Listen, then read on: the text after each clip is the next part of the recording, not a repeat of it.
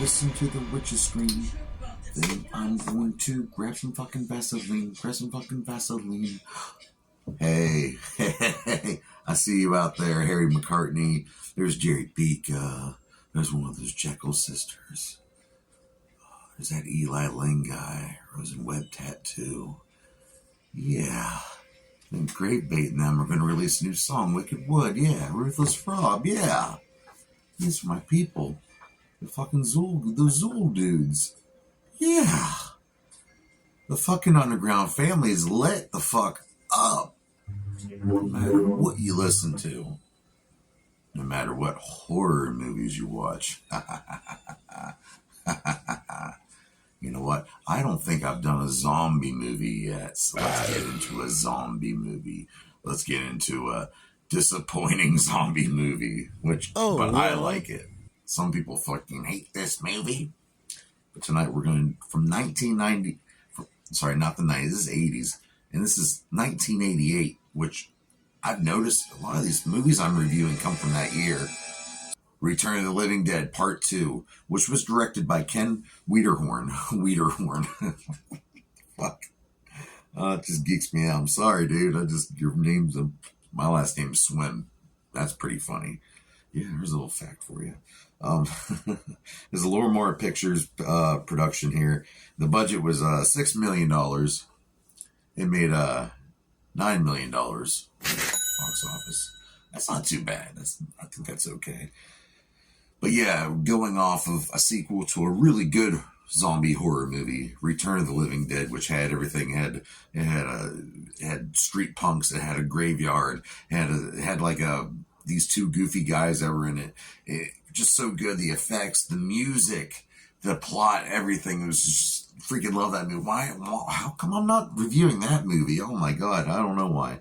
But it doesn't matter. I'm still doing part 2. I watched it, so I have to deal with it. And it stars Tom Matthews in it as Joey.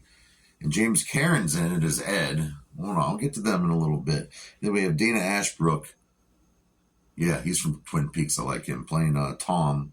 And then we have Michael Kennyworth playing Jesse, the main kid, the one who stumbles. Well, here, if you've seen Return of the Living Dead, involves the trioxin chemical, which can reanimate the dead, bring them back to life, and only wants brains because it hurts to be dead, and it brings them nourishment to their. I guess it makes them feel less pain if they eat our brains. Brains, let me eat your Ned too. Sorry, you fucking pervert. All right, so but going back to Tom Matthews and James Cameron, they were in the very first Return of the Living Dead, and their parts were great. They played Frank and Freddy. Sounds like a freaking cereal box, new monster cereal. Try out Carmela Creeper when you get a chance. That shit's good. But they play 2 grave robbers in this movie. Instead of warehouse workers like they did in the first one, Ed and Joey. And it's kind of weird because they kind of make a reference to the first movie, kind of like a fourth wall break, almost kind of like self-meta, or, self-aware. But it doesn't really go fledged with it. But, the chemicals from the first one spill, just like the very first movie. And, some kids find it, no big deal. Tarman comes out, you get to see him for like a brief minute.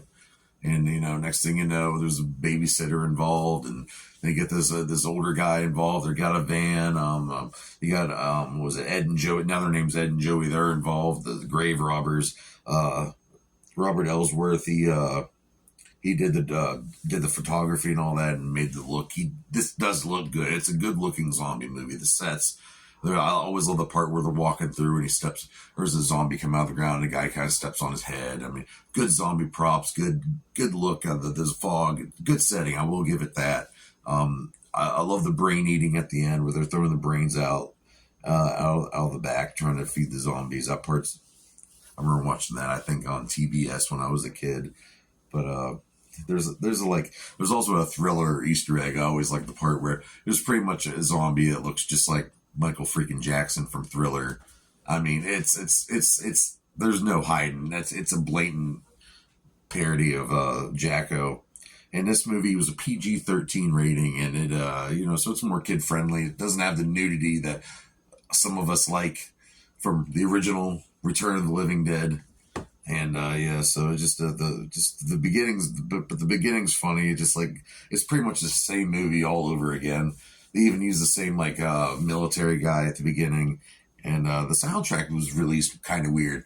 The theatrical release had a certain soundtrack, and then the television when it was playing on television had different. I don't know. I didn't really feel like digging into it because I'm getting back to back horror movie reviews. It's coming to an end here. I want to make sure I'm getting them all done.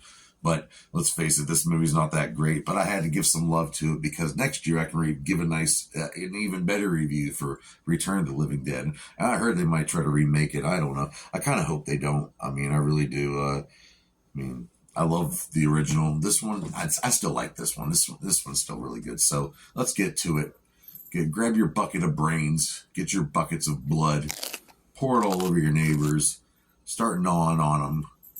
Oh, have a good time with this one because we're going to take a nice clip from the movie Return of the Living Dead, Part 2.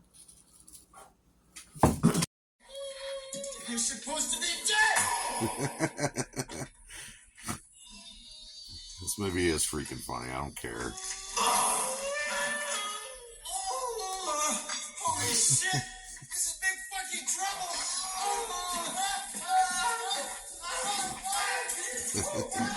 These fucking guys.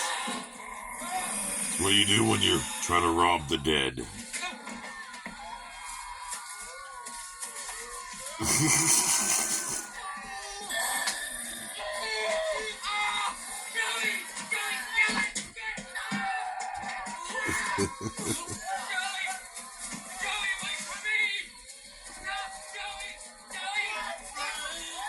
Yeah, these two guys really do like it. But the thing is, they died in the first. I don't know. Like I said, there's a lot of is it a sequel? Is it the same world? Who knows? Back then, they didn't care about that kind of bullshit. There you go, folks. Return of the Living Dead. The Return of the Living Dead. Part 2. Well, I give this movie 1.5 out of 5 dog dicks.